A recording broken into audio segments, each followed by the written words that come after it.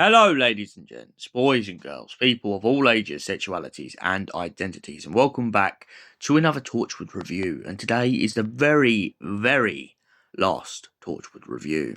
Yes, we have finally gotten round to the episode End of Days. So, what is this story about? Well, it's about loyalty, it's about respect, and most importantly, it's about when that respect is broken between a team of people. Jack begins to find himself getting more and more anxious as the time draws nearer. But to make situations worse, his loyalty and his respect from his team has really shifted, especially since the team have learned that Jack Harkness isn't even his real name. He stole it off of a pilot from World War II. This really begins to twist the Torchwood team up the wrong way, especially when Jack starts throwing around orders. Owen begins to threaten him and basically threatens to open the rift, pointing out to Jack that they don't even know who he is, they don't know where he comes from, all they know is he can't die, and that doesn't help their cause. They need some kind of solid ground with Jack to know for sure that they can trust the guy. However, Jack doesn't make this easy for them, and by increasingly making it harder, he pushes them to do the one thing that he hoped they would never do. That's right. Jack ends up opening the rift. Or more importantly, I should say, Owen opens the rift on purpose to piss off Jack.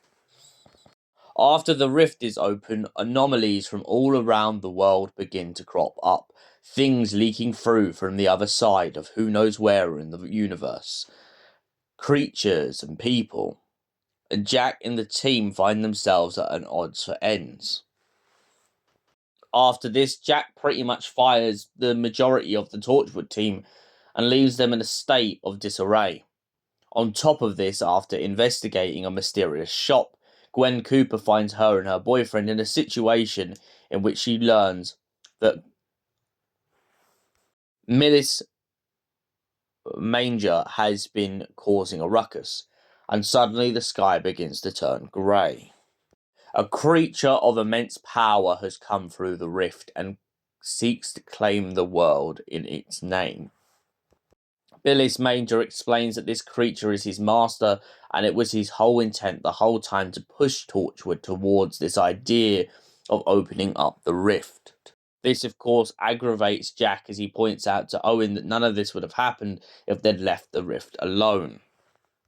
However, the team eventually set aside their differences and managed to work together to defeat Billis and his god. Jack then begins to rant on to Billis about the fact that he doesn't understand why he does what he does. Why does Billis have such a revenge against Jack? And it turns out that from a book I was reading at one point, it's because of something that Jack has done to him in the past. Or maybe it's the future. Billis and Jack's timeline always seem to coincide, but not exactly in the best ways possible. Billis Manger, in a funny way, is kind of a harbinger of doom. Think back to the Pantheon. Billis is like the prelude to the god that takes place in this story. He's there, and then he's not. But eventually, after managing to stop the events that are taking place, Gwen manages to save her boyfriend Reese's life. The complicatedness of the Torchwood life really starts to set in for Gwen as she ends this story realising that her life will never be the same again. So, what did I think of this story? Now, The End of Days in itself is a great story. However, I do feel like the one thing that kind of shifts the element for me in this is the fact that Billis is more of a harbinger than a god. The way that Billis Manger begins to pop up in the Torchwood series as a whole, he feels more like he should be his own god. Whether that's the god of light, or the god of revenge or vengeance, I feel like Billis is kind of underused sometimes, and I feel like his best moments is when he is the enemy. He's also sometimes a little bit like the Master in this series, and I feel like that's the other way that he kind of lacks a little bit sometimes. I feel like his dark maniacal plans prove that really in this story we didn't need the god. We could have had them open the rift and Billis Manger could have come through. And I just feel like that's the only thing that personally lets me down with this story, and I'm going to give it a 7 out of 10. Thank you for watching, though, and we'll see you in the next review. Until then, goodbye, stay beautiful, you beautiful people.